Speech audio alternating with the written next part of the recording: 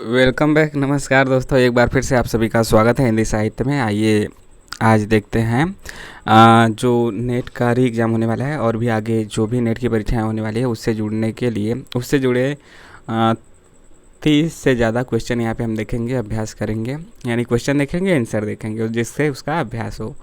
ठीक है, यहाँ पे आप देखते हैं।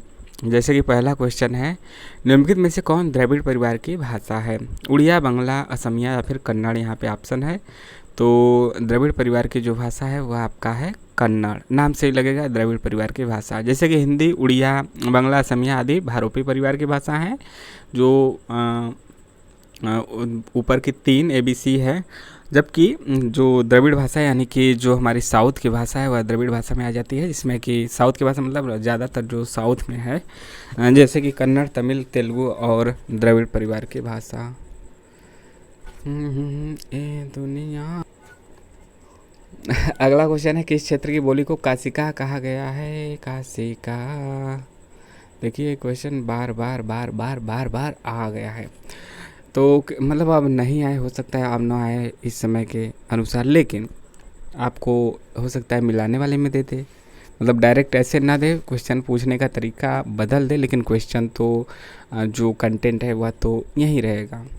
किस क्षेत्र की बोली को काशिका कहा गया है? तो इसका सही जवाब है आपका बनारस की बोली को काशिका कहा गया है।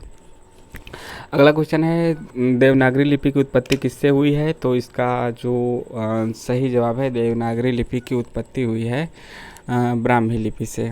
ब्राह्मी लिपि से हुई है देवनागरी लिपि की उत्पत्ति। ब्राह्मी लिपि में 2 शैलियाँ हैं, उत्तरी शैली और दक्षिणी शैली। दक्षिणी शैली में तेलुगु, तमिल, कन्नड़ लिपियों का विकास है, जबकि उत्तरी शैली में आपका गुप्त लिपि 4वीं-5वीं शताब्दी, कुटिल लिपि या फिर सिद्धमातृका, उसके बाद देवनागरी लिपि 9वीं शताब्दी और शारदा लिपि 10वीं शताब्दी में है। अगला क्वेश्चन है, अष्टछाप के कवियों में प्रथम नियुक्त कीर्तनकार कवि कौन थे? तो इसका जो सही जवाब है कि अष्टछाप के कवियों में प्रथम नियुक्त कीर्तनकार कवि कुंभन दास थे। कौन? कुंभन दास।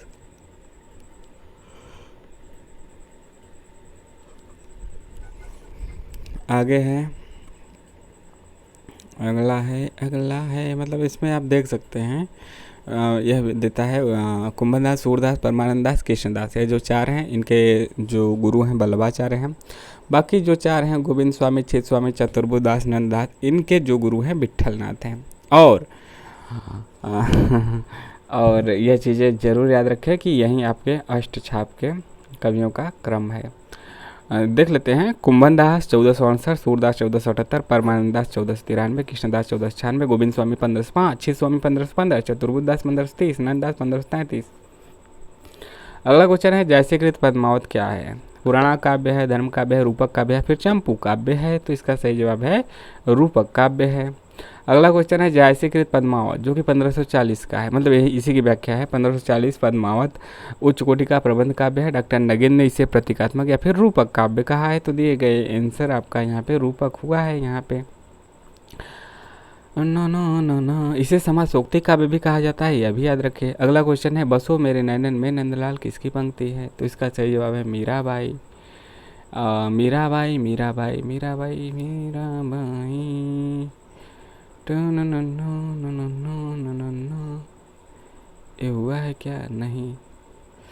अगला है, अमी हलाहल मद भरे श्वेत श्याम रत्नार, नियत मरद झुकी झुकी परत जेही चितवत एक बार। किसकी पंक्तियां हैं? तो इसका सही जवाब है रसलीन। यह किसकी पंक्तियां हैं? रसलीन की पंक्तियां हैं। अगला क्वेश्चन है, बरबे रामायण किसकी रचना है? तो बरबे रामायण आपका तुलसीदास की रचना है। साहित्य लहरी सूरदास की, रास पंचाध्यायी नंददास की, विज्ञान गीता आपका केशवदास का है। हिंदी प्रदीप पत्रिका के संपादक कौन है? तो इसका सही जवाब है option number C, Balkrishna Bhatt. Hindi Pradeep के बालकृष्ण भट्ट है। बाल बोधनी भारतेंदु, सदादर्श लाला श्रीनिवास दास, भारतेंदु के राधाचरण गोस्वामी। अगला क्वेश्चन है, तोड़ने ही होंगे मठ और गढ़ सब किसकी पंक्ति है? तो इसका सही जवाब है मुक्तिबोध।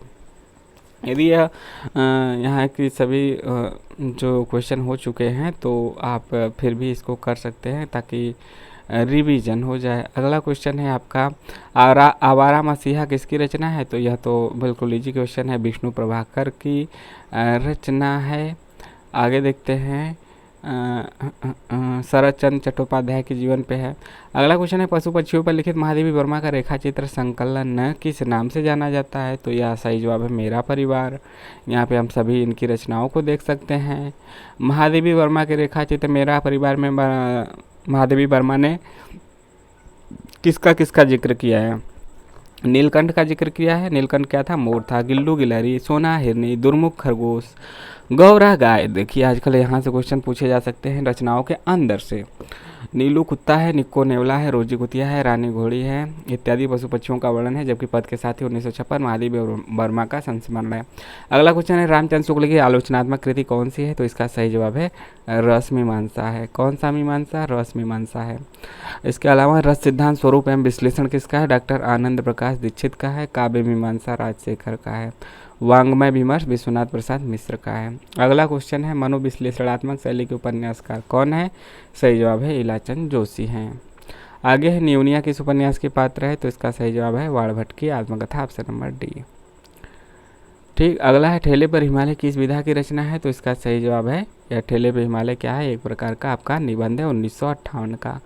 अगला 17वां नंबर का क्वेश्चन है बंदेवाड़ी बिनाको निबंध संकलन के रचयिता कौन है? तो इसका सही जवाब है रामवृक्ष बेनीपुरी हैं। रामवृक्ष बेनीपुरी की अन्य रचनाएं निबंध यहाँ पे आप देख सकते हैं। इसके अलावा डॉक्टर विद्यानिवास मिश्र और कुबेरनाथ राय के भी देख सकते हैं और यह सभी के सभी आपके नेट के सिलेबस में लगे हुए रचनाकार हैं। अगला क्वेश्चन है 18वां भरत मुनि के रसउत में निम्नलिखित में से किसका उल्लेख नहीं है? अस्थायी भाव, विभाव, अनुभाव या फिर व्यभिचारी भाव। सही जवाब है इसका अस्थायी भाव का उल्लेख नहीं है, विभाव, अनुभाव और व्यभिचारी भाव का उल्लेख है। अगला 19 का है 19 नंबर का क्वेश्चन साधारणीकरण संकल्पना के उद्गाता कौन है? तो साधारणीकरण के उद्गाता हैं आपके हैं साधारणीकरण के प्रतिष्ठापक भट्टनायक है। पाठक श्रोता या दर्शक में पाठ, दृश्य इत्यादि की रसानुभूति होना ही साधारणीकरण है। अगला क्वेश्चन है शब्द की द्वयार्थी योजना से कौन सा अलंकार होता है? तो इसका सही जवाब है आपका वक्रोक्ति अलंकार होता है। आगे का क्वेश्चन है आपका कालक्रम की दृष्टि से प्रेमचंद के उपन्यासों का सही अनुक्रम कौन सा है? तो इसका सही जवाब है गोदान, कर्मभूमि, रंगभूमि और सेवा सदन। आगे क्वेश्चन है कालखंड की दृष्टि से कहानियों का सही अनुक्रम क्या होगा? तो इसका सही जवाब है ऑप्शन नंबर बी। रानी केतकी की कहानी उसने कहा था शरणागत और तेरेज। आगे क्वेश्चन है निम्नलिखित नाटकों का सही अनुक्रम कौन सा होगा? तो इसका सही जवाब है ऑप्शन नंबर 1 होगा अंधा युग, शारदिया, कोर्ट मार्शल और मादा कैक्टस होगा। इसके बाद अगला क्वेश्चन है हजारी प्रसाद द्विवेदी के आलोचनात्मक ग्रंथों का सही अनुक्रम क्या होगा? तो इसका सही जवाब है ऑप्शन नंबर बी सूर साहित्य हिंदी साहित्य की भूमिका, कबीर हिंदी साहित्य का आदिकाल। अगला क्वेश्चन है प्रकाशन काल के अनुसार रेखा चित्रों का सही अनुक्रम क्या होगा? तो इसका सही जवाब जो है इसका सही जवाब है option number C. Option number C है, ऑप्शन नंबर सी है। इसमें आप देख सकते हैं अतीत के चलचित्र पहले आएगा, फिर उसके बाद माटी की मूर्ति, अमिट रेखाएं, कुछ शब्द कुछ रेखाएं यहाँ पे आखिरी में आएगा। इसका सन भी देखना ज़रूरी है। यहाँ पे देख सकते हैं अतीत के चलचित्र 1941, स्मृति की रेखा है 1943, मेरा परिवार 1972। यह सभी महादेवी वर्मा का है। इसके अलावा आप रामवृक्ष बेनीपुरी के और सत्यवती मल्लिक, विष्णु प्रभाकर के भी रचनाएं यहाँ पे देख सकते हैं। अगला क्वेश्चन है रचना काल के अनुसार पत्रिकाओं का सही अनुक्रम क्या होगा? तो सही जवाब ऑप्शन नंबर बी है सदादर्श आएगा, फिर हिंदी प्रदीप, उसके बाद ब्राह्मण और भारतेंदु। तो यह आपके 4 यही क्रम से आएंगे। अब इसका सन देख लेते हैं, संपादक देख लेते हैं। सदादर्श 1874 का है, लाला श्रीनिवास दास का लिखा हुआ है। हिंदी प्रदीप 1877 का है, बालकृष्ण भट्ट के द्वारा लिखा गया है। ब्राह्मण 1883 का, प्रताप नारायण मिश्र का। भारतेंदु 1884 का, राधाचरण गोस्वामी के द्वारा लिखा गया है। बाकी इधर आप प्रकार और स्थान भी देख सकते हैं। अगला क्वेश्चन है निराला की रचनाओं का सही अनुक्रम बताइए। निराला की रचनाओं का सही अनुक्रम क्या होगा? सही जवाब है ऑप्शन नंबर 1 सही है अनामिका, परिमल, गीतिका और कुकुरमुत्ता। अनामिका, परिमल, गीतिका और कुकुरमुत्ता इसी क्रम में आएंगे।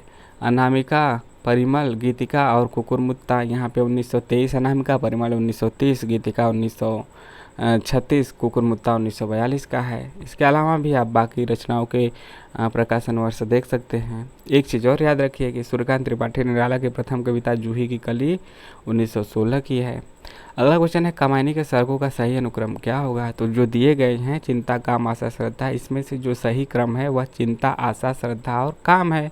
बाकी तो 15 सर्ग के नाम यहाँ पे हम देख सकते हैं। 15 सर्ग के नाम घुमा फिरा के बार बार पूछा जाता है। पूछने का तरीका अलग भले ही हो, मिलाने के लिए हो या फिर क्रम से लगाने के लिए पूछा तो जाना ही है। तो 15 का नाम है यहाँ पे हम देख लेते हैं। जयशंकर प्रसाद का जन्म कब हुआ था? 1889 में, और कामायनी 1936 में लिखी गई थी। ठीक है, 1936 में और एक घटना हुई थी, मुंशी प्रेमचंद का मृत्यु हुआ था, और गोदान उपन्यास भी 1936 में लिखा गया था, यह भी याद रखिए। उसके बाद आगे क्या है कि देखते हैं 15 सर्ग के नाम। 3-3 के जोड़े में याद रखिए। चिंता, आशा, श्रद्धा, काम, वासना, लज्जा, कर्म, ईर्ष्या, ईड़ा, स्वप्न, संघर्ष, निर्वेद, दर्शन, रहस्य, आनंद। चिंता, आशा, श्रद्धा, काम, वासना, लज्जा, कर्म, ईर्ष्या, ईड़ा, स्वप्न, संघर्ष, निर्वेद, दर्शन, रहस्य, आनंद। अगला है क्वेश्चन, रचना काल के अनुसार लंबी कविताओं का सही अनुक्रम क्या होगा। तो ऑप्शन नंबर सी है। सबसे पहले प्रलय की छाया, फिर असाध्य वीड़ा, पटकथा, उसके बाद कन्हार आएगा। प्रलय की छाया 1931 का, जयशंकर प्रसाद का। असाध्य वीड़ा 1961 का, आगे का। पटकथा 1972 धूमिल का। अगला क्वेश्चन है आचार्यों और उनके सिद्धांतों के साथ सुमेलित करना है। भट्टलोलट, शंकुक, भट्टनायक, अभिनवगुप्त का। भट्टलोलट का सिद्धांत उत्पत्तिवाद है, मीमांसा दर्शन है। शंकुक अनुमतिवाद है, न्याय दर्शन है। भट्टनायक भुक्तिवाद है, सांख्य दर्शन है। अभिनवगुप्त अभिव्यक्तिवाद है, शैव दर्शन है। सार्थ अस्तित्ववाद है। अगला क्वेश्चन है प्रसिद्ध ग्रंथकार और उनके ग्रंथों का सुमेलन कीजिए। इलियट, वर्ड्सवर्थ, लोंगेइनस, अरस्तु। ठीक है, इसको हम लोग मिलाते हैं। लोंगेइनस, अरस्तु। ठीक ठीक ठीक ठीक ठीक ठीक ठीक ठीक ठीक ठीक। दी वेस्टलैंड, इलियट है इसके। लिरिकल बैलेट्स, वर्ड्सवर्थ हैं। पेरियोप्सिस, लोंगाइनस है। लोंजाइनस। पेरिपोइटिकेस, अरस्तु है। रिपब्लिक के प्लेटो है। अगला क्वेश्चन है रचनाओं को सुमेलित करना है। अज्ञे, किशन पटनायक, केदारनाथ सिंह, अनामिका। तो इनको हम लोग को मिला सकते हैं। तम्बत्सर अज्ञे का है, विकल्पहीन नहीं है दुनिया किशन पटनायक का है। कब्रिस्तान में पंचायत केदारनाथ सिंह का है। अस्तित्व का मानचित्र अनामिका का है। शब्द और मनुष्य परमानंद श्रीवास्तव का है। अगला क्वेश्चन है कवियों को उनकी कृतियों के साथ सुमेलित कीजिए। कवियों को उनकी कृतियों के साथ सुमेलित कीजिए। अकाल में सारस केदारनाथ सिंह का है। संशय आत्मा ज्ञानेंद्र भट्टी का 2004 का है। अग्निलेख भारत भूषण अग्रवाल 1976 का है। आत्मजयी कुंवर नारायण का 1965 का है। निर्वाचित कविता है भगवत रावत का 2004 का है। अगला है संपादक और उनके पत्रिकाओं को यहाँ पे सुमेलित करना है। तद्भव अखिलेश का है। वर्तमान साहित्य नमिता सिंह का है। बहुवचन राजेंद्र कुमार का है। पूर्वग्रह प्रभाकर श्रोत्री का है। समयांतर पंकज बिष्ट का है। अगला क्वेश्चन है कहानी और कहानीकारों का सुमेलन कीजिए। कहानी और कहानीकारों का सुमेलन करना है। यहाँ पे सदगति प्रेमचंद का है 1930 का। बिसाती जयशंकर प्रसाद का है। दो बाके भगवती चरण वर्मा का 1936 का है। पाजेब जैनेन्द्र का 1945 का है। उसने कहा था गुलेरी का है 1915 का है।